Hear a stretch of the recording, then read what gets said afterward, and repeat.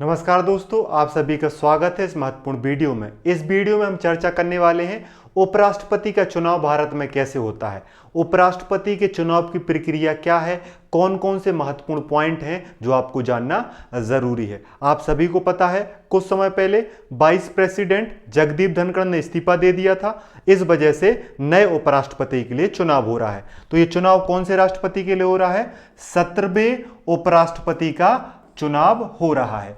देखिए, व्यक्ति के तौर पे 15वें उपराष्ट्रपति बनेंगे, पद के तौर पे जो है वो 17वें नंबर का उपराष्ट्रपति का चुनाव हो रहा है। ऐसा क्यों है? क्योंकि दो लोग जो हैं वो 2 बार उपराष्ट्रपति बने हैं। सर्वपल्ली राधाकृष्णन 2 बार उपराष्ट्रपति बने हैं, हामिद अंसारी 2 बार उपराष्ट्रपति बने हैं। इसलिए व्यक्ति के तौर पे 15वें उपराष्ट्रपति होंगे और पद के तौर पे होंगे 17वें। कंफ्यूज नहीं होना है। और ये चुनाव कब हो रहा है? 2025 में हो रहा है। तो इस चुनाव प्रक्रिया को समझने के लिए आपको इन सारी चीजों को समझना जरूरी है। आसान भाषा में इनको हम चीजों को समझाएंगे। ये दिखने में ज्यादा है, लेकिन जब आप वीडियो कंप्लीट करेंगे तो आपको चीजें बहुत सरल और आसान लगेंगी। और आसान बनाने के लिए पीडीएफ भी मैंने आपको फ्री में देने का वादा किया है, तो आप इस पर मैसेज करके पीडीएफ प्राप्त कर सकते हैं। सबसे पहले हम जानेंगे कि भारत के उपराष्ट्रपति का निर्वाचन आयोग और चुनाव का परिचय क्या है, फिर चुनाव का आधार और संवैधानिक प्रावधान क्या है, फिर चुनाव की पद्धति जानेंगे जिसमें आनुपातिक प्रतिनिधित्व प्रणाली और एकल संक्रमणीय मत पद्धति क्या होती है इसको जानेंगे, फिर उपराष्ट्रपति का निर्वाचक मंडल, फिर मतदान की प्रक्रिया, फिर मतपत्र और विशेष पेन का उपयोग क्यों किया जाता है, फिर नामांकन से जुड़ी शर्तें और प्रक्रिया, मतदाता और मतगणना की बात करेंगे, मतदान और मतगणना स्थल की बात करेंगे, पर्यावरण अनुकूल दृष्टिकोण क्यों अपनाया गया है चुनाव में उपराष्ट्रपति के, इसकी बात करेंगे, राजनीतिक दलों के लिए दिशा निर्देश क्या होते हैं ये जानेंगे, चुनाव का कार्यक्रम क्या है, उपराष्ट्रपति के चुनाव का 2025 में क्या शेड्यूल तय किया गया है उसके बारे में जानेंगे, और सूचना पुस्तिका और विस्तृत जानकारी कैसे प्राप्त की जा सकती है इसके बारे में जानेंगे। अगर आपने ये 12 पॉइंट समझ लिए तो आपको उपराष्ट्रपति चुनाव की संपूर्ण प्रक्रिया समझ में आ जाएगी। तो सबसे पहले परिचय की बात करते हैं। परिचय ये है, चुनाव कराता कौन है? भारत में जो निर्वाचन आयोग है वो चुनाव कराते हैं उपराष्ट्रपति का। तो भारत के निर्वाचन आयोग एक स्वतंत्र संवैधानिक संस्था है जो देश में चुनावों के संचालन, निगरानी और नियंत्रण के लिए क्या है? रिस्पॉन्सिबल है। और भारत के उपराष्ट्रपति के वर्तमान चुनाव के लिए भी चुनाव के लिए भी कौन भूमिका निभाएगा? भारत का निर्वाचन आयोग निभाएगा। और इसके लिए राज्यसभा के जो महासचिव हैं उनको रिटर्निंग ऑफिसर नियुक्त किया गया है। एग्जाम में पूछा जा सकता है, भारत के उपराष्ट्रपति के चुनाव के लिए भारत के निर्वाचन आयोग ने रिटर्निंग ऑफिसर किसे नियुक्त किया था?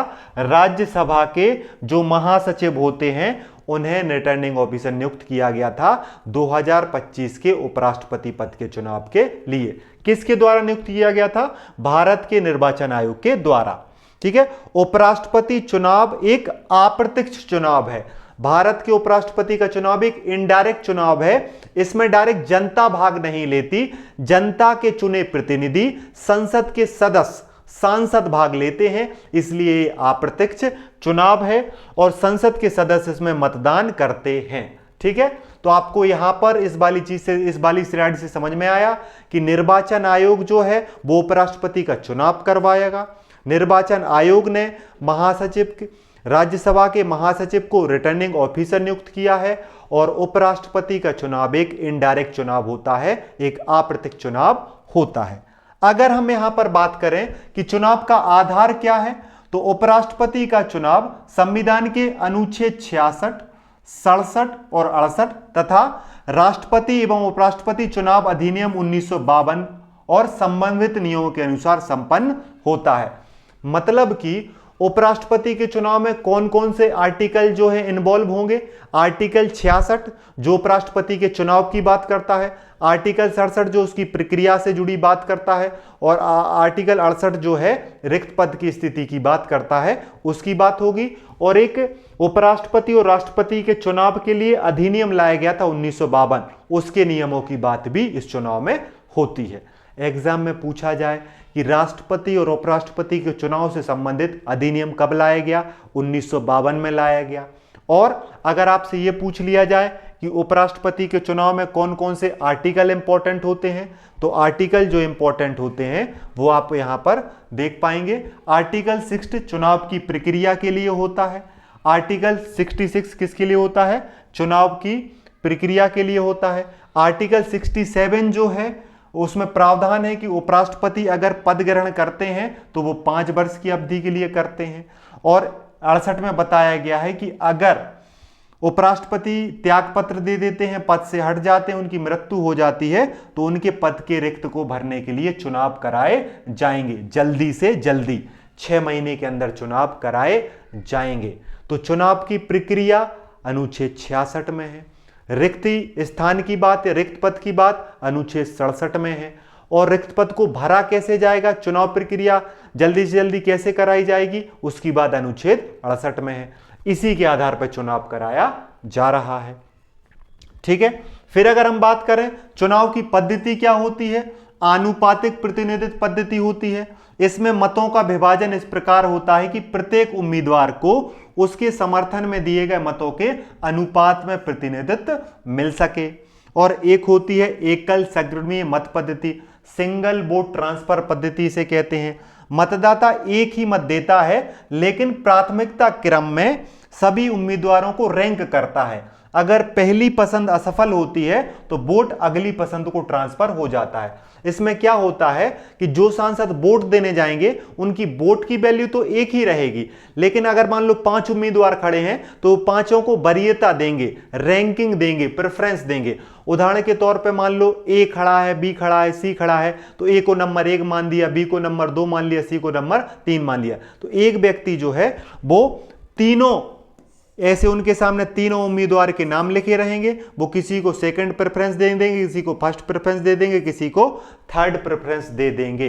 तो इसे कहा जाता है एकल संक्रमणीय मत प्रणाली, जिसमें वोट जो है वो प्रेफरेंस के आधार पर दी जाती है। और प्रेफरेंस जो है उसके माध्यम से कोटा, जब तक कोटा पूरा नहीं हो जाता तब तक जो है वो उस मत की वैल्यू की जो है वो इंपॉर्टेंस बनी रहती है। वह न्यूनतम मतों की संख्या जिसे प्राप्त करना किसी उम्मीदवार की जीत के लिए आवश्यक होता है उसे कोटा कहा जाता है।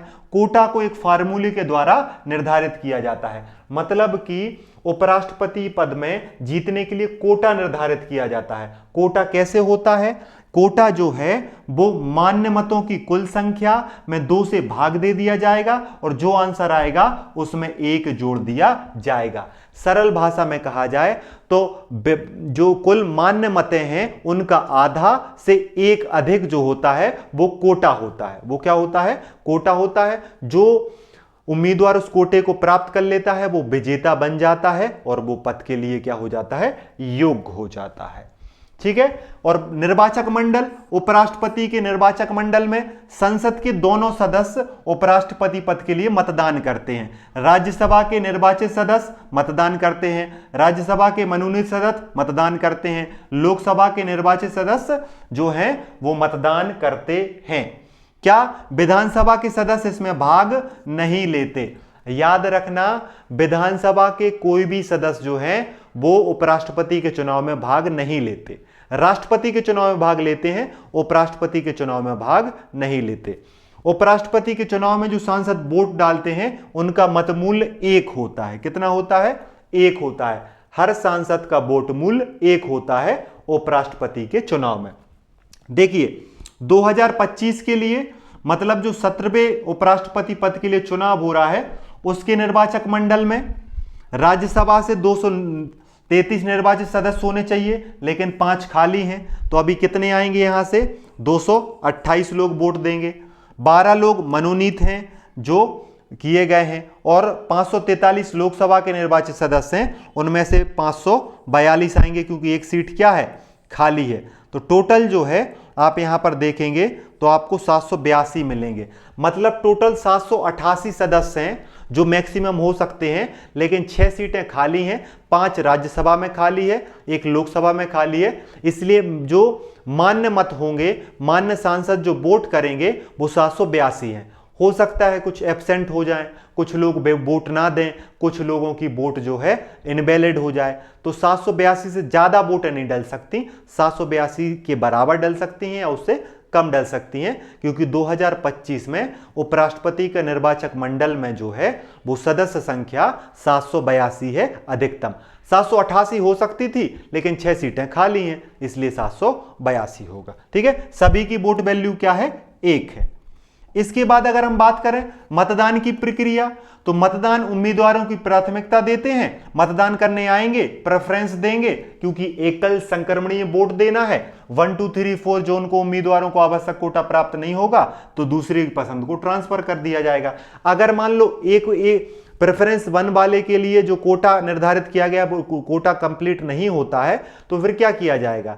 फिर जो लास्ट वाले को बाहर कर दिया जाएगा और उसकी जो वोटें हैं वो बाकी बच्चों में ट्रांसफर कर दी जाएंगी जब तक कोटा प्राप्त नहीं हो जाता है। ये खास बात है, इंपॉर्टेंट है। देखिए, मतपत्र से होता है, इसमें ईवीएम का प्रयोग नहीं होता। उपराष्ट्रपति के चुनाव में मतपत्र का प्रयोग होता है, बैलेट पेपर का प्रयोग होता है और एक विशेष पेन दिया जाता है निर्वाचन आयोग के द्वारा, चुनाव आयोग द्वारा विशेष पेन दिया जाता है। उसी पेन से मतपत्र में जो है वो प्रेफरेंस भरनी पड़ती है और पहली प्रेफरेंस भरना अनिवार्य है। अगर किसी ने पहली प्रेफरेंस नहीं भरी तो उसकी वोट जो है वो अमान्य घोषित कर दी जाएगी और दूसरा पेन प्रयोग कर लिया तब भी वोट जो है वो अमान्य घोषित कर दी जाएगी। जो पेन दिया जाए, जो मतपत्र दिया जाए, उसी में प्रेफरेंस बनना है और प्रेफरेंस जो है वो अंकों में भरना पड़ता है। अगर शब्दों में भरा तो भी वोट क्या हो जाएगा? अमान्य हो जाएगा। मतपत्र में शब्दों में प्रेफरेंस नहीं भरा जा सकता, अपने पेन का प्रयोग नहीं किया जा सकता।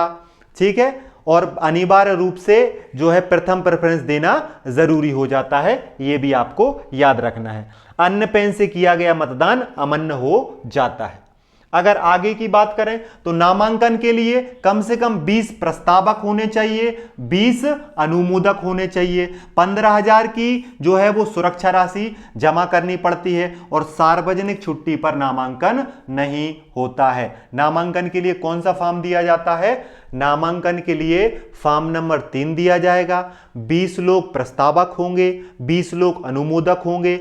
जिनके पास 20 अनुमोदक और 20 प्रस्तावक हो जाएंगे वही नॉमिनेशन फाइल कर पाएंगे और नॉमिनेशन फाइल करने के बाद जो है वो मतदान होगा, मतगणना होगी संसद भवन में। कब से कब तक? सुबह 10 बजे से लेकर शाम 5 बजे तक संसद भवन में मतदान होगा और वहीं पर मतगणना होगी। मतदान 10 से 5 बजे होगा, उसके बाद मतगणना की जाएगी। होगा कब लेकिन यही बताने के लिए आपको यह शेड्यूल देखना पड़ेगा। क्या देखना पड़ेगा? शेड्यूल। 2025 का जो चुनाव है उपराष्ट्रपति का, उसका कार्यक्रम क्या है? अधिसूचना जारी की गई है। उपराष्ट्रपति का जो 2025 में चुनाव हो रहा है उसकी अधिसूचना 7 अगस्त 2025 को जारी की जाएगी। दिन है गुरुवार। नामांकन करने की अंतिम तिथि 21 अगस्त है। नामांकन की जांच 22 अगस्त को की जाएगी। नामांकन वापस लेने की तिथि 25 अगस्त है। चुनाव मतदान कब किया जाएगा? मतगणना कब करी जाएगी?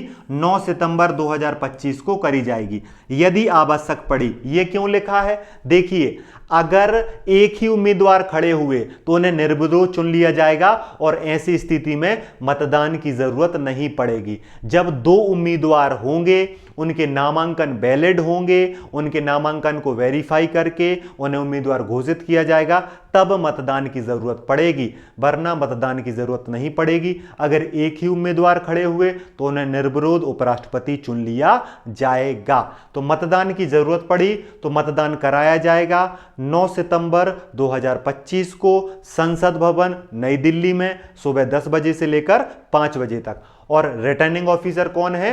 राज्यसभा के महासचिव हैं। तो नामांकन भरने की डेट क्या है? लास्ट डेट 21 अगस्त है। 7 अगस्त से लेकर 21 अगस्त तक नामांकन भरे जाएंगे। नामांकन को चेक किया जाएगा 22 अगस्त को और नामांकन वापस लेने का जो है नाम वापसी का समय है वो 25 अगस्त है। और उपराष्ट्रपति के चुनाव अगर जरूरत पड़ी तो 9 सितंबर 2025 मंगलवार को कराया जाएगा और इसी दिन रिजल्ट घोषित हो जाएगा। मतलब हमारे सामने 17वें नंबर के पद के तौर पर राष्ट्रपति और व्यक्ति के तौर पर 15वें नंबर के उपराष्ट्रपति, सॉरी राष्ट्रपति नहीं, उपराष्ट्रपति जो है वो आपको 9 सितंबर को आपको मिल जाएंगे। हो सकता है निर्विरोध आपको पहले ही पता चल जाए अगर ऐसा हुआ तो। अब देखिए, सूचना पुस्तिका अगर आपको प्राप्त करनी है तो चुनाव आयोग के द्वारा प्रसिद्ध की गई है, उसमें सारी जानकारी है। 50 रुपए के माध्यम से आप सारी जानकारी जो है इस चुनाव से जुड़ी सारी विस्तृत जानकारी जो इलेक्शन कमीशन ऑफ इंडिया दे रहा है 50 रुपए में प्राप्त कर सकते हैं। काउंटर बनाए गए हैं, वहां से आप बुक खरीद सकते हैं, बुकलेट खरीद सकते हैं और वेबसाइट से भी खरीद सकते हैं अगर आपको और अच्छी जानकारी चाहिए। इस वाले चुनाव में, उपराष्ट्रपति के चुनाव में पर्यावरण अनुकूल चुनाव का दृष्टिकोण अपनाया गया है। इसमें कोई पोस्टर और बैनर का प्रयोग नहीं किया जाएगा। जैव निम्नीकरण की उपयोगों का निम्नीकरण वाली सामग्री का उपयोग किया जाएगा। चुनाव प्रचार पर न्यूनतम पर्यावरणीय प्रभाव पड़ेगा। मतलब कि कागज का प्रयोग, लकड़ी का प्रयोग या पर्यावरण को नुकसान हो इस प्रकार की कोई चीज, इस गतिविधि नहीं की जाएगी। पर्यावरण फ्रेंडली, इको फ्रेंडली ये इलेक्शन कराया जाएगा। और राजनीतिक दल जो है इसमें कोई भी पार्टी व्हिप जारी नहीं कर सकती। सभी सांसद जो हैं वो गोपनीय मतदान करते हैं, लेकिन उन पर दबाव की स्थिति से चुनाव अमान्य घोषित होता है, लेकिन व्हिप जारी नहीं की जाती है। राष्ट्रपति के चुनाव में व्हिप जारी कर दी जाती है। उपराष्ट्रपति के चुनाव में जो है वो व्हिप जारी नहीं की जा सकती है। मतदान पूर्णतः गोपनीय होता है, लेकिन अगर कोई रिश्वत वाला मामला आ गया, कोई धोखाधड़ी वाला मामला आ गया तो वहां पर कार्रवाई की जाती है और चुनाव अमान्य घोषित भी हो सकता है। तो ये महत्वपूर्ण बातें थी उपराष्ट्रपति चुनाव की जो हमने सारी यहां पर समझी। तो आपको ये महत्वपूर्ण बातें याद रखनी है। उम्मीद है कि ये आपको चीजें समझ में आई होंगी। ठीक है, आप सभी के लिए एक बार मैं यहां पे बता देता हूं कि अभी तक हमारे भारत में कौन कौन उपराष्ट्रपति बन चुके हैं। देखिए, हमारे भारत में ये जो हैं 14 लोग उपराष्ट्रपति बन चुके हैं। पद के तौर पे जो है देखो 16 बार राष्ट्रपति का चुनाव हो चुका है। क्यों? देखो, सर्वपल्ली राधाकृष्णन के लिए पहली बार हुआ और दूसरी बार हुआ। इसी प्रकार जो है हामिद अंसारी के लिए 2 बार हुआ। तो टोटल 14 व्यक्ति उपराष्ट्रपति बन चुके हैं और टोटल 16 बार उपराष्ट्रपति का चुनाव हो चुका है। 2025 में 15वें उपराष्ट्रपति के लिए चुनाव हो रहा है और पद के तौर पर 17वें नंबर के उपराष्ट्रपति का चुनाव हो रहा है, जिसका रिजल्ट अगर 2 उम्मीदवार मिल गए तो 9 सितंबर को आ जाएगा। वीडियो कैसा लगा? पीडीएफ प्राप्त करना है तो मैसेज करिए। पढ़ते रहिए, मुस्कुराते रहिए और अपना ध्यान रखिए। जय हिंद, जय भारत।